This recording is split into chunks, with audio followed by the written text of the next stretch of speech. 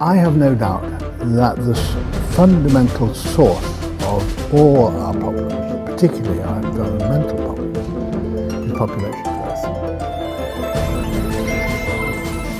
Never before in history have there been so many people on Earth as right now.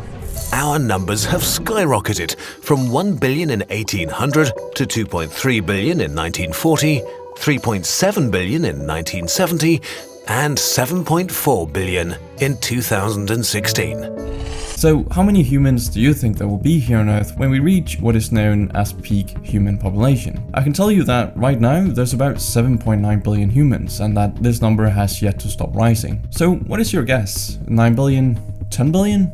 100 billion? Well, if your guess was anywhere between 9.7 and 10.9 billion, you'd technically be correct, because it turns out estimates for the amount of humans Earth will contain at its peak vary quite a bit depending on who you ask. The United Nations is confident that 10.9 billion people will eventually roam Earth's surface, and other studies done by the Lancet, for example, indicate that the magic number is closer to 9.7 billion. So just to make everything easier, let's say the human population will peak at 10 billion. Great. Now comes the more difficult question. When will this happen? Which means that at some point the world population is going to stop growing. The question is, how? I mean, one-child families. One-child policy, which limited ethnic Chinese families to a single child, with the average number of children a woman will have in her lifetime has fallen all the way to 1.6, well below the 2.1 needed to maintain its size. There simply aren't enough children, and in a few short years, China will begin to shrink. Contributing to the U.S.'s stalled population growth, increasing by just 0.1% in the past year, a record low. This is the smallest percentage decline in American history. Korea could disappear? What does that mean?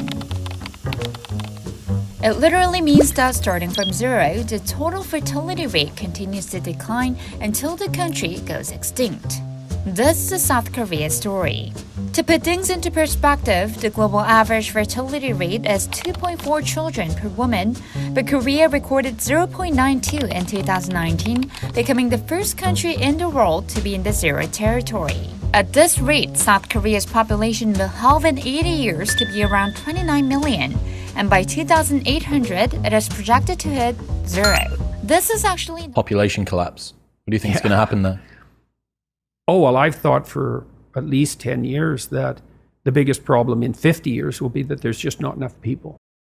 Because people have been beating the overpopulation drum since, well, it really kicked in the 1960s, you know, because there were dire predictions. By the year 2000, the Club of Rome came out and said, well, there'll be riots and mass starvation and mass movement of migrants and all the things you hear about climate change because there's too many people on the planet. And that just didn't happen at all. That was just, that it wasn't just wrong, it was anti-true. And Musk, you know, he's a far-looking man, and so he's looking around the apocalyptic corner, let's say, and like, uh-oh, we're running out of people. And what that means, of course, is that you run out of young people. I posted that ONS data, the 50.1% of women childless by 30, and both men and women are replying to that tweet saying, well, good, there's too many people on the planet in any case. I know. I'm thinking how this NPC midwittery is so dangerous because it makes people believe that they actually have something grounded backing up their claims. Yeah.